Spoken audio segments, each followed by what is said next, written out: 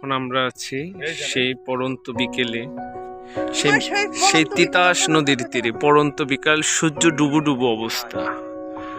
সে আমার সাথে আছে দুজন, সেই ব্লগার বললেই চলে। একজন হচ্ছে রবিন, আরেকজন হচ্ছে সুমন।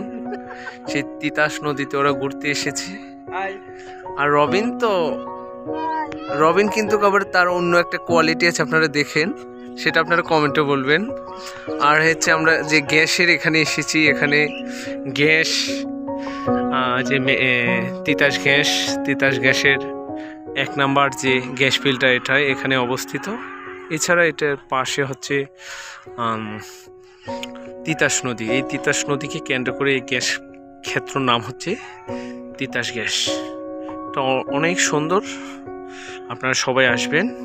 এখানে অনেক মানুষ, এখানে সবাই যে ঝাড় মতো ঘুরতেছে এই ডুবন্ত অবস্থায়, সূর্য ডুবন্ত অবস্থায় সবাই দেখতেছি। আপনারা সবাই দেখবেন, আসবেন, তিতাস নদীর পাড়ে ঘুরবেন। সবাইকে ধন্যবাদ।